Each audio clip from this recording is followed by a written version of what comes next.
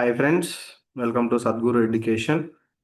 మొన్న మాట్లాడుకున్నట్టు మనం గ్రూప్ 1, గ్రూప్ 2 ఎండోమెంట్ నోటిఫికేషన్కి స్టార్ట్ చేయబోతున్నాం అని చెప్పినాం కదా. అదే క్లాసెస్ స్టార్ట్ చేయబోతున్నాం. ఫస్ట్ ఈరోజు పాలిటీ స్టార్ట్ చేస్తున్నాం. ఇంకా పాలిటీ, ఎకానమీ అన్నీ వరుసగా వీడియోస్ వస్తూ ఉంటాయి. ఇది పాలిటీ ఫస్ట్ పాలిటీ స్టార్ట్ చేస్తున్నాం. ఇప్పుడు మనం పాలిటీలో చూసుకుంటే ఫస్ట్ అసలు ప్రతిసారి మనం ఏం చేయాలంటే, మనం ప్రిపరేషన్ స్టార్ట్ చేసేటప్పుడు ఫస్ట్ థింగ్ చేసేది అంటే సిలబస్ పేపర్ ముందు పెట్టుకుని తినాలి. ఇవి తర్వాత డిస్కస్ చేద్దాము. ఫస్ట్ నెక్స్ట్ క్లాస్లో చెప్తాను. ఫస్ట్ ఇవి కంప్లీట్ చేద్దాం. Preamble, fundamental rights, fundamental duties, DPSPs, amendments, significant provisions and basic structure, ఇవి కంప్లీట్ చేద్దాం. ఫస్ట్ ఈరోజు నేను ప్రియాంబుల్ డిస్కస్ అయిపోతున్నా.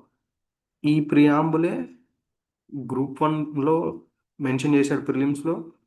గ్రూప్ 2 గ్రూప్ 2 మెయిన్స్లో చూసుకుంటే ఇదిగోండి ఇక్కడ ప్రియాంబుల్ అని మెన్షన్ చేసినాడు.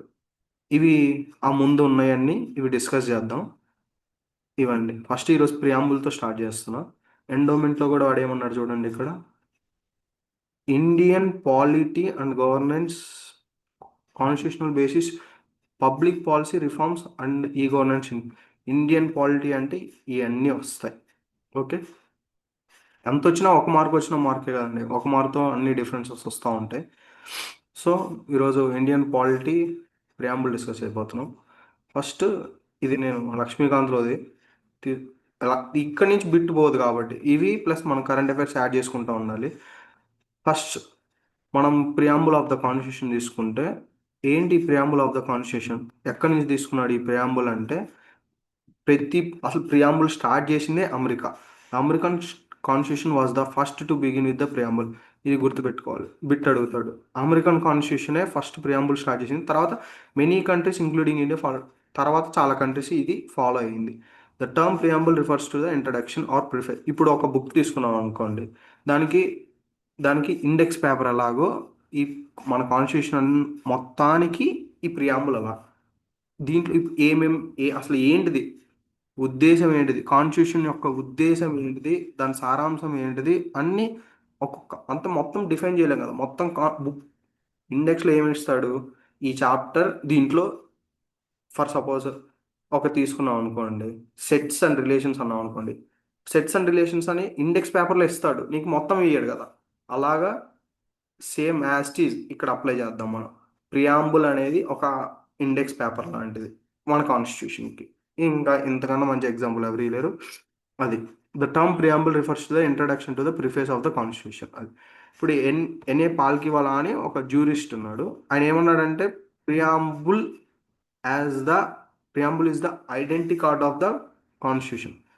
ఐడెంటిటీ కార్డ్ అదొక, ఇప్పుడు మనకి స్కూల్కి వెళ్ళాం అనుకో, మనకు ఒక ఐడెంటిటీ కార్డ్. మన కాన్స్టిట్యూషన్కి ఈ ప్రియాంబులే కాదు, ఎవ్రీ కాన్స్టిట్యూషన్కి ఒక ప్రియాంబుల్ అనేది, అదే ఐడెంటిటీ కార్డ్ అంటాడు. ఇక్కడ ఈ మధ్య బిట్లు కూడా ఇలా ఇస్తున్నాడండి. ఎవరన్నారు identity card of the constitution and preamble అని అంటాడు, అదే ఎన్ఏ పాల్కివాలా. Preamble of the Indian constitution దేని బేస్ చేసుకున్నారు, ఆబ్జెక్టివ్ రెజల్యూషన్. ఆబ్జెక్టివ్ రెజల్యూషన్ ఎప్పుడు పాస్ అయింది, 1946 డిసెంబర్ 13 పాస్ చేశారు. ఎవరు పాస్ చేశారు, పండిట్ జవహర్లాల్ నెహ్రూ. ఆబ్జెక్టివ్ రెజల్యూషన్ అంటే సేమ్ లైక్ ప్రియాంబుల్, ముందు కాన్స్టిట్యూషన్ అసెంబ్లీ ఉన్నప్పుడు పాస్ చేశాడు ఆబ్జెక్టివ్ రెజల్యూషన్. ఎవరు, జవహర్లాల్ నెహ్రూ. అండ్ ఎప్పుడు అడాప్ట్ చేసుకున్నారు, 1947 22 జాన్లో ఇది అడాప్ట్ చేసుకున్నారు ఆబ్జెక్టివ్ రెజల్యూషన్. ఈ ఆబ్జెక్టివ్ రెజల్యూషన్ బేస్డ్ మీద మన ప్రియాంబుల్ బేస్ చేసుకొని చేశాడు. అది ఇట్ హ్యాస్ బిన్, ఈ ప్రియాంబుల్ని అమెండ్ చేయొచ్చా చేయకూడదా అనేది ఒక కాంట్రవర్సీ ఉంది, అదంతా తర్వాత చూద్దాం. ఈ ప్రియాంబుల్ అనేది ఒక్కసారే అమెండ్ అయింది, అది 42nd constitutional amendment act 1976, which added 3 words. ఏమేమి వర్డ్స్, అప్పుడు ఎవరు prime minister, Indira Gandhi, emergency time పీరియడ్లో చేసింది. దాని మీద కాంట్రవర్సీ కూడా డిస్కస్ చేద్దాం. సోషలిస్ట్ సెక్యులర్ ఇంటిగ్రిటీ, ఇది గుర్తుపెట్టుకోవాలి. సోషలిస్ట్ సెక్యులర్ ఇంటిగ్రిటీ, ఈ 3 words యాడ్ చేశారు.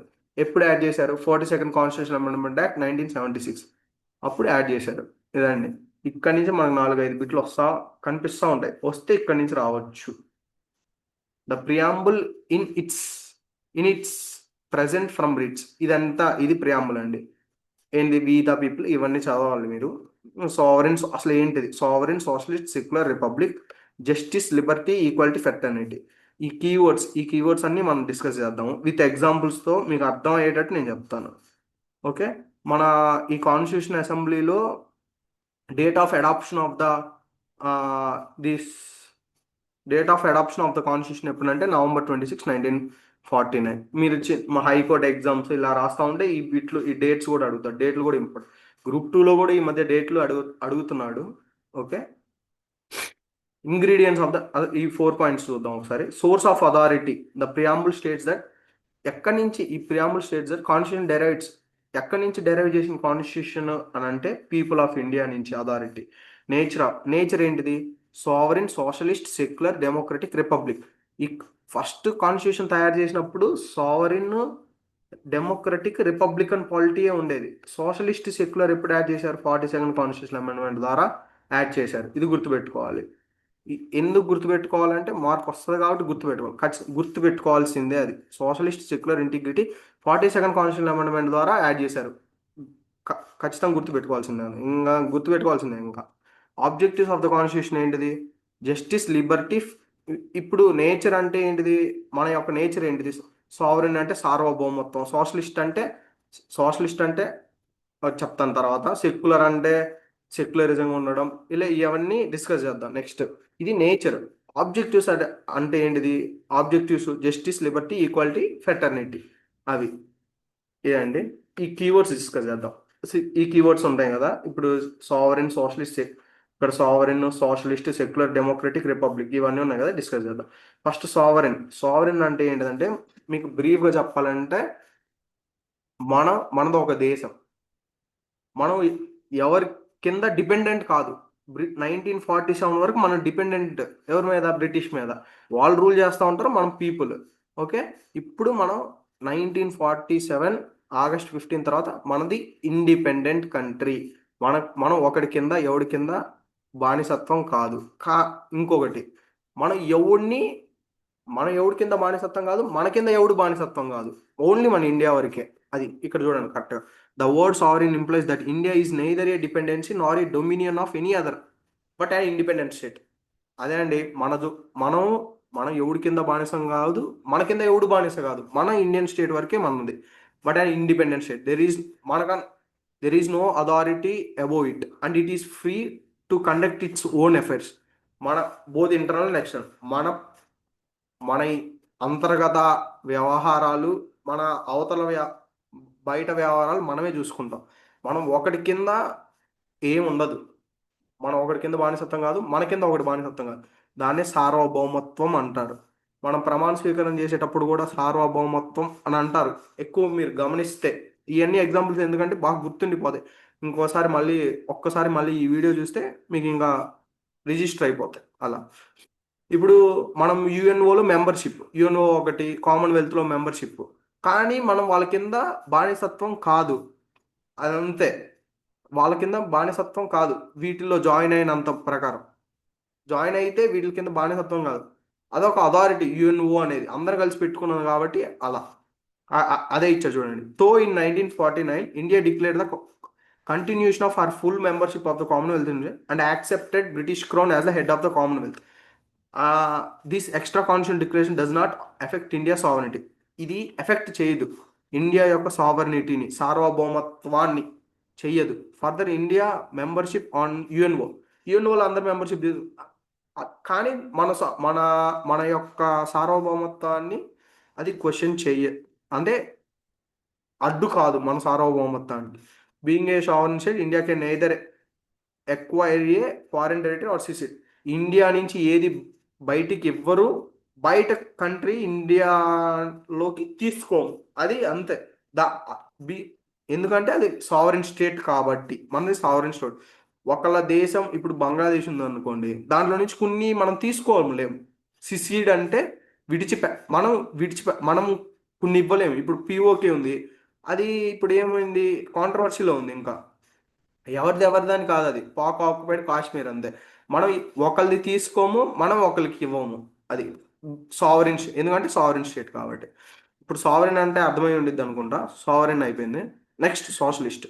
సోషలిస్ట్ మీకు చెప్పాను, ఇప్పుడు గుర్తుపెట్టుకోండి, socialist, secular, integrity. 42nd constitutional amendment నిద్ర లేసి అడిగినా ఇది చెప్పాలి. 42nd constitutional amendment 1976 socialist, secular, integrity add చేశారు. ఎవరు Indira Gandhi prime minister emergency time పీరియడ్లో యాడ్ చేశారు. దీని మీద కాంట్రవర్సీ కూడా ఉంది, అది డిస్కస్ చేద్దాం. సోషలిస్ట్ అంటే ఏంటిదంటే మీకు ఫర్ ఎగ్జాంపుల్ చెప్పాలంటే బ్రీఫ్గా ఫస్ట్ మనం తెలుగులో డిస్కస్ చేద్దాం. దాని తర్వాత డెఫినేషన్ ఈ బుక్ ప్రకారం పోదాం. ఓకే, ఒక్క నిమిషం. What is socialist? అసలు సోషలిస్ట్ అంటే ఏంటిదంటే ఎగ్జాక్ట్గా చెప్పాలంటే ఇప్పుడు మనది ఒక దేశం. మన దాంట్లో ఫస్ట్లో ఎవరు ఉండేవాళ్ళు కాదు. ఎవరు ఉండేవాళ్ళు కాదంటే బాగా ప్రైవేట్ సెక్టర్ ఏమి ఉండేది కాదు. మనది ఎలా అంటే మన వరకే మనం, అంటే గవర్నమెంటే చాలా, ఇప్పుడు ఏ చేసినా గవర్నమెంటే చేయాలి. ఇప్పుడు ప్రైవేట్ సెక్టార్ వచ్చినాయి ఆఫ్టర్ లిబరలైజింగ్ పాలసీ. మన అది సోషలిస్ట్. అలా సోషలిస్ట్, అది సోషలిస్ట్ మీనింగ్. ఇప్పుడు చదువు, ఇప్పుడు మీకు ఈ ఇంగ్లీష్లో చదివితే అర్థమైంది. Indian brand of socialism is democratic socialism. సోషలిజంలో కూడా ఉంటాయి communistic socialism or state socialism or democratic socialism. Communist అంటే ఇప్పుడు మనం చైనా, లావోస్, వియట్నాం, ఈ నార్త్ కొరియా, కిమ్ మామ దగ్గర వీళ్ళందరూ కమ్యూనిస్టిక్. అంటే వీళ్ళు ఏంటిది, అన్ని nationalisation of all means of production and distribution. Private property ఉండదు, అన్నీ నేషనలైజేషన్ చేస్తారు. కానీ మనది అలా కాదు, డెమోక్రటిక్ సోషలిజం. అంటే ఏంటిది, faith in mixed economy, both public and private sectors రెండు ఉంటాయి. ఇక్కడ చూడండి, holds democratic on the other hand holds faith in a mixed economy where both public and private sector co exist side by side, పక్కన పక్క. అంటే ఇప్పుడు only public సెక్టారే ఉండాలి, private సెక్టారే ఉండాలంటే అది డెమోక్రటిక్ సోషలిజం కాదు. Both private and public sector ఉంటేనే దాన్ని డెమోక్రటిక్ సోషలిజం అంటారు. డెమోక్రటిక్ సోషలిజం అంటే ఇండియా గుర్తు రావాలి. ఓకే, ఇప్పుడు కొంచెం మారిపోతుంది అనుకోండి, but still as the supreme court said democratic socialism AIIMS to. ఎందుకు మనం డెమోక్రటిక్ సోషలిజం తీసుకున్నామంటే మనకి పావర్టీ ముందు నుంచే ఉంది. మన పెద్ద చాలా పెద్ద రిచ్ ఎకానమీ ఉన్న కంట్రీ ఏం కాదు మనది. సో ఇప్పటికీ పావర్టీ చూడండి ఎంత ఉందో. మొన్నే ఒక రిపోర్ట్ ప్రకారం, world bank report, 236 million people అంటే 2 crores అనుకోండి పావర్టీ నుంచి వచ్చారని గర్వంగా చెప్పుకుంటున్నాం. ఇంకెంతమంది ఉన్నారు? 2 crores అంటే 140 ఇంకా ఉన్నారు. 2 crores తగ్గిందని చెప్పుకుంటున్నాం, ఇంకా చాలా మంది ఉన్నారు. So to end poverty, ignorance, disease, inequality of opportunity, ఇవన్నీ. Indian socialism is Marxism, blend of Marxism and Gandhism, leaning heavily towards the Gandhian socialism. Okay, the new economic policy, అదే చెప్పాను కదా, 19 liberalisation, private LPG reforms, globalisation has however diluted the socialist. అంటే ఈ మరీ ఇంకా privatisation ఎక్కువైపోయి private sector బాగా, ఇప్పుడు చూడండి హైదరాబాద్ చూసుకోండి ప్రైవేట్ సెక్టర్, అలా బెంగళూరు, ఆ ప్రైవేట్ సెక్టర్ ఎక్కువైపోతుంది. ప్రతి దాంట్లో ఇంకా ప్రైవేట్ సెక్టర్ రావడం. ఇప్పుడు చూడండి, ఇంతకుముందు బిఎస్ఎన్ఎల్ ఉండేది, ఇప్పుడు జియో, ఎయిర్టెల్. జియో వచ్చిన తర్వాత ఎంత రిఫార్మ్స్ వచ్చినాయి, ప్రైవేట్ సెక్టర్ రావడం వల్లే కదా. అలా ఇది సోషలిస్ట్ 42nd కాన్స్టిట్యూషన్ 1970. ఇప్పుడు సెక్యులర్, ఇది చాలా ఇంపార్టెంట్. ఇది దీని మత సంబంధం లేని. సెక్యులర్ అంటే ఏంటిదంటే, ఇప్పుడు ఫర్ ఎగ్జాంపుల్ మీకు తెలుగులో చెప్పాలంటే, ఇప్పుడు కొన్ని కంట్రీస్ ఉంటాయి, కొన్ని కంట్రీస్ సెక్యులర్ కాదు. ఎలా అంటే అవి పక్కాగా చెప్పేసుకుంటుంది, మాది ముస్లిం కంట్రీ, మాది హిందూ కంట్రీ, మాది క్రిస్టియన్ కంట్రీ, మాది జూయిష్ కంట్రీ అని చెప్పేసుకుంటాయి. ఇజ్రాయెల్ జూయిష్ కంట్రీ అని చెప్పేసుకుంటాయి. కానీ ఇండియా అలా కాదు. యాక్చువల్గా దీనికి ఒక కాంట్రవర్సీ కూడా ఉంది, అది కూడా డిస్కస్ చేద్దాం. కేటీ షా అని, ఒక్క నిమిషం మీకు ఆయన ఫోటో కూడా చూపిస్తాను, ఒక్క నిమిషం.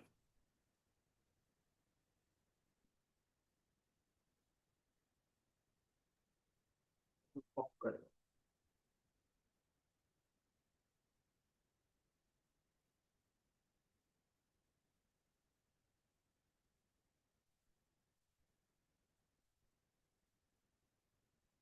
ఈ కేటీ షా, ఇక్కడ చూడండి కేటీ షా అని ఉన్నారు కదా. ఈయన ఈయనెవరు ఈయనెవరంటే was elected to the constitutional assembly of India from Bihar. ఈయన కాన్స్టిట్యూషన్ అసెంబ్లీలో ఈయన మెంబర్. ఈయన ఏమంటాడు, ఈయనకి అంబేద్కర్కి ఒక కాన్వర్జేషన్ జరుగుతుంది. అది ఏంటిదంటే ఒక్క నిమిషం.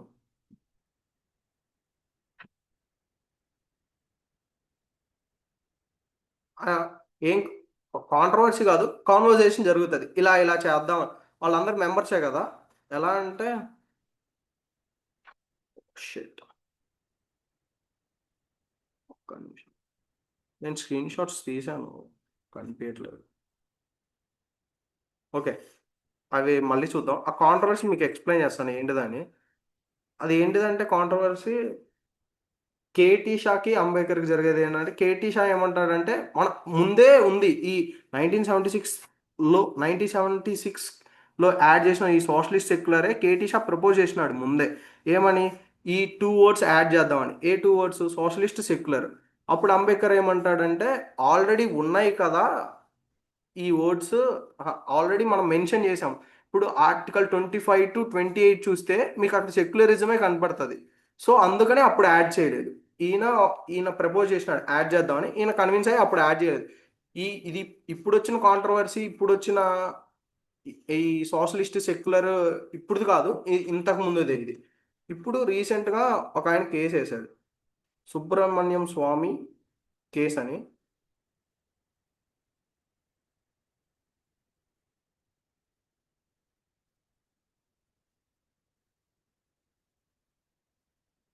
ఇది నా స్క్రీన్ షాట్ తీసి పెడితే కనిపించలేదు.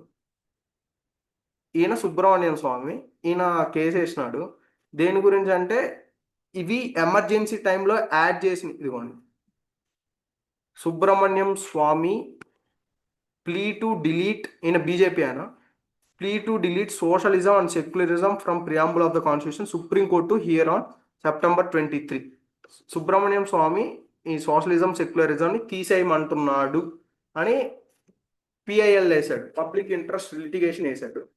ఎందుకంటే అది ఎమర్జెన్సీ టైంలో ఆమె సొంతంగా ఆమె చేసింది, ఎవరు? ఇందిరాగాంధీ చేసిందని ఆయన ఆయన ఇది కాబట్టి ఆయన అలా చెప్పాడు. అది సో సోషలిజం సెక్యులరిజం అనే కాంట్రవర్సీ కూడా ఉంది దాని మీద. Okay, next, the term secular was added by, చెప్పాను కదా, 42nd కాన్స్టిట్యూషన్ 1976. సో ఇప్పుడు చూద్దాం, చూడండి. Although a secular state were not expressly mentioned in the constitution, there can be no doubt in the constitution. చూడండి, Article 25 to 28 guaranteeing the fundamental right to freedom of religious has been included in the constitution. Already కాన్స్టిట్యూషన్లో ఉంది. అంటే ఎగ్జాక్ట్గా చెప్పలేదు, పెట్టారు అలా. Indian constitution embody the positive concept of secularism. అది all religious in our country irrespective of strength have the same status and support from the state. ఇది మనం సోషలిస్ట్ సెక్యులర్ మీద కాంట్రవర్సీ కూడా చూసాము. అదే సుబ్రహ్మణ్యం స్వామి కాంట్రవర్సీ, కేటీ షా, అంబేద్కర్ చెప్పి, ఇవన్నీ యాడెడ్ పాయింట్స్. ఇవి ఎవరు చెప్పరు, మనం ఎక్స్ట్రాగా డిస్కస్ చేస్తాం. ఇవే కొంచెం యాడెడ్ పాయింట్స్గా మన ఇప్పుడు ఫర్ సపోజ్ ఇవన్నీ ఆన్సర్ రైటింగ్లో బాగా ఉపయోగపడతాయి. మామూలుగా ఎంసీక్యూలో అయితే ఇవే పైన వరకు సరిపోతాయి, ఎక్కడి నుంచి తీసుకున్నాం, 42nd కాన్స్టిట్యూషన్లో ఏమేమి యాడ్ చేసినారు, ఆ వర్డ్స్ మీనింగ్ ఏంటి అని సరిపోతుంది. నెక్స్ట్, డెమోక్రటిక్ క్లాస్ కొంచెం లెంత్ అయినా ఇన్ఫర్మేషన్ కరెక్ట్గా ఉంటుంది. డెమోక్రటిక్ పాలిటీ, ఈ డెమోక్రటిక్ అంటే చూద్దాం. డెమోక్రటిక్ పాలిటీ, డెమోక్రటిక్ అంటే ఏం లేదండి, ప్రజాస్వామ్యం, అది అక్కడ ఉంది. బట్ స్టిల్ ఏంటంటే ఇప్పుడు కొంతమంది డైరెక్ట్గా ఎన్నుకుంటారు, ఇండైరెక్ట్గా ఎన్నుకుంటారు. మంది ఇండైరెక్ట్ ఎలక్షన్. ఎలా అంటే మనం లాస్ చేయము, మనం డైరెక్ట్ ఎలక్షన్ అనుకుంటాం మనం, ఎందుకంటే మనమే ఓటేస్తున్నాం అని. అది కాదు, మనం లాస్ చేయము, మనం ఒకరిని ఎన్నుకుంటాం, వాళ్ళు లాస్ చేస్తారు. ఓకే, కొన్ని కంట్రీస్లో అలా ఉండదు, డైరెక్ట్ పీపుల్ ద్వారా లాస్ చేయబడ్డవి కూడా ఉంటాయి. అదే చూస్తున్నాం చూడండి. మనం మనం ఇప్పుడు ఎమ్మెల్యేస్, ఎంపీస్ని ఎన్నుకుంటున్నాం అండి. ఎమ్మెల్యేస్ ఏం చేస్తున్నారు? లెజిస్లేచర్, స్టేట్ లెజిస్లేటివ్ అసెంబ్లీలోకి వెళ్ళి అక్కడ లాస్ చేసి అక్కడ ఒక స్టేట్కి, అదే ఎంపీస్ని ఎన్నుకుంటున్నాం. వాళ్ళు పార్లమెంట్లోకి వెళ్ళి అక్కడ లెజిస్లేచర్లో, అక్కడ పార్లమెంట్లో వాళ్ళు లాస్ చేసి అక్కడ వాళ్ళు మనకి హోల్ కంట్రీకి లాస్ చేస్తున్నారు. మనం లా చేయట్లా, మనం ఎన్నుకున్న వాళ్ళు లా చేస్తున్నారు. రెండింటికి చాలా డిఫరెన్స్ ఉంది. So democracy is of two types, direct and indirect. Indirect democracy, the people exercise the supreme four directly, as in the case in Switzerland లాగా డైరెక్ట్గా పీపుల్, సుప్రీం పవర్ పీపుల్ది. ఇంకా ఇట్లానే ఉంటాయి, రెఫరెండం అని, రెఫరెండం అంటే పీపుల్ ఒక లా పెడతారు, రెఫరెండం చేయడం. ఇనిషియేటివ్, రీకాల్, ప్లేబిసైట్ తీసుకుంటారు కదా. ఇప్పుడు చాలా ప్లేబిసైట్ మనకి చాలా చాలా దగ్గర పదం.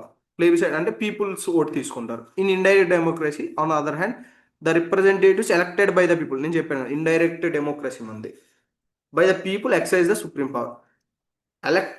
Representative elected by the people అన్నాడు. Okay, and thus carry on the government and make the laws. This type of democracy also known as representative democracy అంటారు. ఈ ఇండైరెక్ట్ డెమోక్రసీలో కూడా టూ టైప్స్ ఉంటాయి: పార్లమెంట్, ప్రెసిడెన్షియల్. మంది పార్లమెంట్.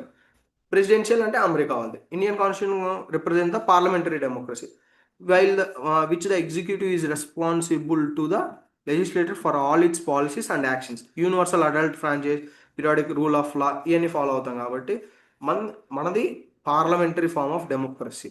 ఓకే, ఇవన్నీ okay, నార్మలే ఇది. అదే అండి. Next republic. ఇవి ఆన్సర్ రైటింగ్లో బాగా ఉపయోగపడతాయి, బాగా రాయొచ్చు ఆన్సర్ లాగా. ఈ గ్రూప్ 1 ఎంసీక్యూస్, గ్రూప్ 2 ఎంసీక్యూ ప్రిలిమ్స్లో అయితే ఇవి డైరెక్ట్ బిట్స్ ఉంటాయి కొన్ని. ఇవి మనం డిస్కస్ చేసాం కదా ఫస్ట్లో, అవి అది okay. Next republic. A democratic polity can be classified into 2 categories. ఇది కూడా 2 కేటగిరీస్: మోనార్కీ, రిపబ్లిక్. మనది రిపబ్లిక్ అంటే మనం ఒక హెడ్ ఆఫ్ స్టేట్ని మనం ఎన్నుకుంటున్నాం, ఒక ప్రెసిడెంట్. మన హెడ్ ఆఫ్ స్టేట్ ఎవరు? ప్రెసిడెంట్. సో మనం ఎన్నుకుంటున్నాం హెడ్ ఆఫ్ స్టేట్ని. Head of nation prime minister, head of state president. కానీ కొన్ని వాటిల్లో ఒక మోనార్కీ ఉంటుంది తరతరాలుగా. యూకేలో ఇప్పుడు ప్రైమ్ మినిస్టర్ ఉంటాడు, ప్రైమ్ మినిస్టర్ పైన వాళ్ళకి హెడ్ ఆఫ్ ద స్టేట్ ఎవరు? ఒక ఆమె ఉంటుంది, ఎలిజబెత్ అంటాము. ఎలిజబెత్ 3, ఎలిజబెత్ 4 అంటాం కదా. ఆమె వాళ్ళ తరతరాలుగా ఆమె వస్తుంది. మనకు అలా కాదు కదా, ప్రెసిడెంట్ ఒక ఆయన ఉంటాడు. In a monarchy the head of the state, usually king or king, enjoys a hereditary position that's he comes into office through succession. Example Britain చూడండి, ఎగ్జాంపుల్ బ్రిటన్ ఇచ్చాడు. అంటే సక్సెషన్, నెక్స్ట్ తరతరాలుగా వాళ్ళ family వాళ్ళే వస్తూ ఉంటారు. మన president అలా కాదు. ఇప్పుడు చూడండి, ప్రెసిడెంట్ ద్రౌపది ముర్ము, ఆమె ట్రైబల్. ఆమె తరతరాలు వస్తుందా, ఆమె వాళ్ళ అమ్మ ఏం చేస్తుందో మనకు తెలియదు. దానికి ముందు ప్రైమ్ మినిస్టర్ ఎవరు? అలా రామ్నాథ్ కోవింద్. దానికి ముందు ఎవరు? వేరే వాళ్ళు, ప్రతిభా పాటిల్, అబ్దుల్ కలాము, వీళ్ళందరూ రాజేంద్ర ప్రసాద్ ఫస్ట్లో ఆయన. వీళ్ళందరూ అసలు వాళ్ళకి సంబంధం లేదు. మనం ఎంపీలు ఎన్నుకున్నాం, వాళ్ళని ఎన్నుకుంటున్నారు. ఓకే, ఇదంతా ఒక చైన్. ఇవన్నీ ఎలా ఎన్నుకుంటారు ప్రెసిడెంట్ని అవన్నీ నెక్స్ట్ క్లాసెస్లో చూద్దాం. ఇది మామూలుగా మీకు విషయం చెప్పడానికి. ఒక మొనార్కీ అయితే తేవట్లేదు కదా మనం. సో మనది మొనార్కీ కాదు, రిపబ్లిక్ అని చెప్పడానికి చెప్తున్నాను. In a republic on the other hand the head of the state is always elected directly or indirectly for a fixed period. For example మంది అనుకోండి, చూడండి, he is elected for a fixed, sorry, therefore the term republic in preamble elected he called president. మనం ఏంటి, ఒక 5 yearsకి తెస్తాం ప్రెసిడెంట్ని. వాళ్ళు అనుకోండి monarchy అనుకో, అలా కాదు. ఇప్పుడు ప్రెసిడెంట్ అమెరికాలో కూడా 5 years. Okay, republic also means 2 more things: 1, political sovereignty in the people. ఇది నార్మల్ డిస్క్రిమినేషన్. నెక్స్ట్ జస్టిస్ అంటే సోషల్ జస్టిస్ ఉంటుంది, ఎకనామిక్ జస్టిస్ ఉంటుంది, పొలిటికల్ జస్టిస్ ఉంటుంది. ఒక్కొక్కటి చూద్దాము. ఇవి మనం ఫండమెంటల్ రైట్స్లో పెట్టాము. డిపిఎస్సి మన కాన్స్టిట్యూషన్లో ఎలా అవుతాయి అంటే ఇవి ఫండమెంటల్ రైట్స్ డిపిఎస్పీస్ ద్వారా. ఇప్పుడు సోషల్ జస్టిస్ అంటే ఏంటిది? సోషల్ అంటే మనం న్యాచురల్గా equal treatment of all citizens అన్నారు, without any social distinction based on caste, colour, religion, race. ఎవరిని డిస్క్రిమినేట్ చేయకుండా ఈక్వల్ ట్రీట్మెంట్ చేసేదే సోషల్ జస్టిస్ అంటారు. It means absence of privileges. ఇప్పుడు ఎవడో పెద్ద క్యాస్ట్ వాడు, సారీ పెద్ద, అది ఇక్కడ క్యాస్టే అనొచ్చు. క్యాస్ట్ వాడి కలర్ నచ్చింది, వాడి రిలీజియన్ పెద్ద రిలీజియన్ అని, వాడి కలర్ బాగుందని, వాడి క్యాస్ట్ హై క్యాస్ట్ అని, వాడి రేసు వాళ్ళ తరతరాలు మంచి రేస్, రాజుల ఫ్యామిలీ అని. ఇలా ఉండకూడదు. ఇలా ఉండకూడదు కాబట్టి మనం సోషల్ జస్టిస్ ఉంటే అది సోషల్ జస్టిస్ కాదు కదా. సోషల్ జస్టిస్ మనం ప్రియాంబుల్లో ఉంది. అంటే జస్టిస్ మెన్షన్ చేస్తే జస్టిస్లో ఒక పార్ట్ ఇది social justice. Next economic justice. ఇది కూడా అంతే, discriminate on the basis of economic factor. ఒక డబ్బున్నోడు వచ్చాడు, నేను వెళ్ళాను, నాకు డబ్బులు లేవు, వాడికి పని చేసి పెట్టాను అనుకో, ఇదేంటి? ఇది డిస్క్రిమినేషన్ కదా. నాకు జస్టిస్ యాడ్ జరిగింది, ఎకనామిక్ జస్టిస్. ఇది నాకు జరగలేదు కాబట్టి not economic justice. It involves the elimination of glaring inequalities in wealth, income, property. Okay, ఇది the combination of social justice and economic justice, distributive distributive justice అంటారు. Political justice means political justice implies that all citizens should have equal political rights. Political rights కొంతమందికి ఇప్పుడు చూడండి political rights ఉండవు. ఇప్పుడు మనం మనం తెచ్చుకున్నాం, కానీ ఒకప్పుడైతే అన్ని కాన్స్టిట్యూషన్లో అప్పర్ క్యాస్ట్ ఉండేవాళ్ళు. సో ఇప్పుడు కొన్ని రిజర్వ్ కాన్స్టిట్యున్సీస్ పెట్టారు. అలా పొలిటికల్ జస్టిస్ కూడా కావాలి, ఎందుకంటే ఆల్ ఆర్ ఈక్వల్ అన్నప్పుడు అందరు పైకి రావాలి, అందరికీ ఈక్వల్ జస్టిస్ కావాలి. దాంట్లో పొలిటికల్ జస్టిస్ కూడా ఒకటి. Equal political offence and equal voice in the government ఇప్పుడు అప్పర్ కాస్ట్ వాళ్ళు వాళ్ళకి సంబంధించిన వాళ్ళ ఆశే చేసుకుంటారు. సో లోయర్ కాస్ట్ వాళ్ళని కూడా పైకి తేవాలి అని ఇలా మెన్షన్ చేసింది.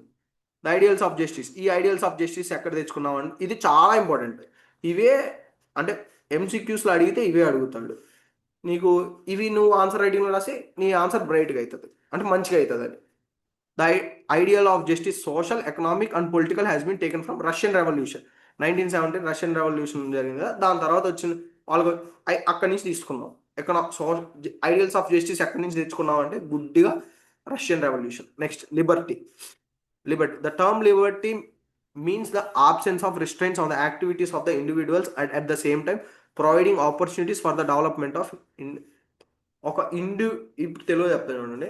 తర్వాత ఒక ఇండివిజువల్ డెవలప్ అవ్వడానికి, నేను ఒక ఇండివిజువల్ అండి, ఈ కంట్రీలో పుట్టాను, నేను డెవలప్ అవ్వడానికి నా కంట్రీ, నా గవర్నమెంట్, నా స్టేట్ నాకు ఏం చేస్తుంది అంటే నన్ను రిస్ట్రిక్ట్ చేసింది. ఇప్పుడు నేను ఒక ఐడియా ఆలోచించాను అనుకోండి, ఈ ఐడియా నువ్వు ఆలోచించకూడదు, అసలు ఇలా చేయకూడదు అండ్ రిస్ట్రిక్ట్ చేయకుండా ఉండడమే లిబర్టీ. ఇక్కడ చూడండి, preamble security all citizens India Liberty of thought, ఆ ఎక్స్ప్రెషన్, ఆ faith and worship through there fundamental rights. మన యొక్క ఫండమెంటల్ రైట్స్ ద్వారా అవి చేయడానికి. ఈ ఫండమెంటల్ రైట్స్ లేకపోతే మనం కోర్టులోకి వెళ్ళవచ్చు. ఈ లిబర్టీ మీకు ఎగ్జాక్ట్గా ఎలా చెప్పాలంటే అది liberty. The ideals of liberty, equality, fraternity. ఈ ఎక్కడి నుంచి తెచ్చామంటే French revolution 1789 to 1799. Ideals of liberty, equality, fraternity in our preamble has been taken from French revolution నుంచి తీసుకున్నాం. ఓకే, ఇది లిబర్టీ అయిపోయింది. నెక్స్ట్ ఈక్వాలిటీ మనం ఫండమెంటల్ రైట్స్ చదివితే first right to equality 14 to 18. ఏంటిది? Equality before law, equal prohibition of discrimination, equal opportunity, abolition of untouchability, abolition of title. ఇంకా చూస్తే part 20 దగ్గర ఈ ఉంటాయి. అందరికీ ఇంతకుముందు ఎవరు ఓటేసేవాళ్ళండి? కొంతమంది సెలెక్టివ్ పీపుల్ ఓటేసేవాళ్ళు. ఇప్పుడు అలా కాదు, యూనివర్సల్ అండ్ ఫ్రాంచైజ్. 18 years దాటినోడు నీ క్యాస్ట్, క్రీడ్ ఏది తెలియకపోయినా ఓట్ వేయచ్చు వెళ్ళి. అది 326. Next 325. No person is declared ineligible for electoral rights. నీది రిలీజియన్, నీది ఈ రేస్, ఈ క్యాస్ట్ అని తీసేయకుండా, ఎలక్టరల్ రోలింగ్స్ తీసేయకుండా ఉన్నదాన్ని ఈక్వాలిటీ అంటారు. ఈక్వాలిటీ ఇది కూడా civic, political, economic, same justice లాగే ఇది కూడా అంతే. Equality means absence of special privileges to any section of society, provision of advocate opportunities for all individuals without any description. అది ఈక్వాలిటీ అంటే అదండి. Next fraternity. What is fraternity? Brotherhood. Fraternity అంటే brotherhood. The constitution promotes this feeling by the system of single. మనకు fraternity ఇప్పుడు America చూసుకుంటే state citizenship ఉంటుంది, 2 citizenships ఉంటాయి, dual citizenship వాళ్ళది. మనది అలా కాదు, సింగిల్ సిటిజన్షిప్. ఓన్లీ మన ఇండియా మొత్తం సింగిల్ సిటిజన్షిప్, ఇండియా మొత్తం ఒకటే సిటిజన్షిప్. అది సార్వభౌమ, అందరినీ ఒక తాటి కింద తేడానికి కోసం. Also the fund. ఇప్పుడు కొంతమంది నేను తెలుగుని, నేను తమిళోని, నేను కన్నడని, ఈ మధ్య కన్నడ తమిళ్ ఫీలింగ్ ఎక్కువైపోతుంది వాళ్ళకి, మనకి లేదండి, వాళ్ళకి ఎక్కువైపోతుంది. అలా కాకుండా అందరం సబ్కా మాలికే, అందరం ఒకటి, అలా కాదు, మనం అందరం ఒకటే అని ఆ ఫీలింగ్ తేడానికి ఈ ఫెటర్నిటీ వర్డ్ వాడాం. సోదర భావం ఇక్కడ రాసింది, సోదర భావం తేడానికి.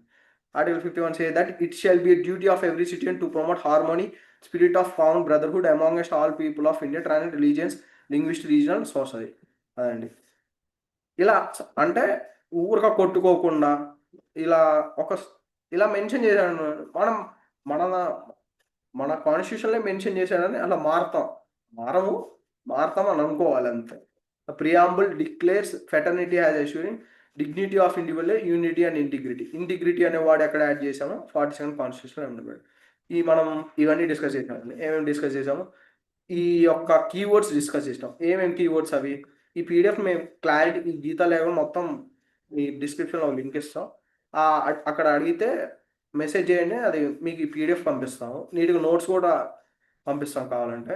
ఓకే, కీవర్డ్స్ డిస్కస్ చేసాం. Sovereign, socialist, secular, democratic, republic, justice, Liberty, equality, fraternity discuss చేసాం. సిగ్నిఫికెన్స్ అంటే ఏంటిదంటే ఏంది దీని యొక్క సిగ్నిఫికెన్స్, మనం ఫండమెంటల్ వాల్యూస్ అసలు దీంట్లోనే చూడండి. అసలు కాన్స్టిట్యూషన్లో చెప్పే మొత్తం దీంట్లో చెప్పేశాం. ఈ 9 wordsలో మొత్తం. అంటే ఒక్కొక్కటి పట్టుకొని ఒక్కొక్కటి లాగితే చాలా వస్తుంది. ఇక ఇలా ఇండెక్స్ పేపర్లోనే సబ్జెక్ట్ చెప్పేళ్ళాడు కదా, ఒక వర్డ్తో మొత్తం సబ్జెక్ట్ని చెప్పేయాలి. సో ఇదండి. Next, preamble as part of the constitution. ఈ one of the preamble as part of the constitution అనేది ఇది పార్ట్ కాదా అని 2-3 కేసుల్లో ఉంది, అది చూద్దాం. First, Berubari union of India కేసుకి in 1960 జరిగింది. ఇక్కడ ఏమన్నాడంటే సుప్రీంకోర్టు ఈ కేసులో supreme court specifically opinion preamble is not part of the constitution, preamble అనేది పార్టే కాదు కాన్స్టిట్యూషన్లో అని చెప్పాడు. Next, Kesavananda Bharati case, most important case in Indian హిస్టరీలో, ఇండియన్ మొత్తంలో. దాంట్లో ఏమన్నాడంటే preamble is part of the constitution అని అన్నాడు. మళ్ళీ ఎల్ఐసి ఆఫ్ ఇండియా కేసు 1995లో preamble is integral part of the constitution అని అన్నాడు. అదే అండి, ఈ 3 కేసులు గుర్తుపెట్టుకోవాలి. ఈ ఆన్సర్ రైటింగ్లో బాగా ఉపయోగపడుతుంది. Preamble as part of the, ఒక దాంట్లో కాదన్నాడు సుప్రీంకోర్టు, ఇంకో దాంట్లో అవునన్నాడు, ఇంకో దాంట్లో మళ్ళీ ఖచ్చితంగా preamble is part of the integral part of the constitution అన్నాడు. నెక్స్ట్, దీని అమెండబిలిటీ ఒకేసారి అమెండ్మెంట్ చేసినారు. అదే 42nd కాన్స్టిట్యూషన్ అమెండ్మెంట్ యాక్ట్ 1976 ఏమేమి యాడ్ చేసినారు, సోషలిస్ట్, సెక్యులర్, దాని మీద కేసు కూడా చూసినాం. Amendment article 368. అదే, థ్యాంక్ యూ. ఈ ప్రియాంబుల్ అయిపోయింది. పీడిఎఫ్ కోసం కింద డిస్క్రిప్షన్లో లింక్ ఉంటుంది, అది వాళ్ళకి మెసేజ్ చేయండి. సద్గురు ఎడ్యుకేషన్ వాళ్ళకి, అది మేమే మెసేజ్ చేయండి, మీకు పీడిఎఫ్ పంపిస్తాం. Thank you.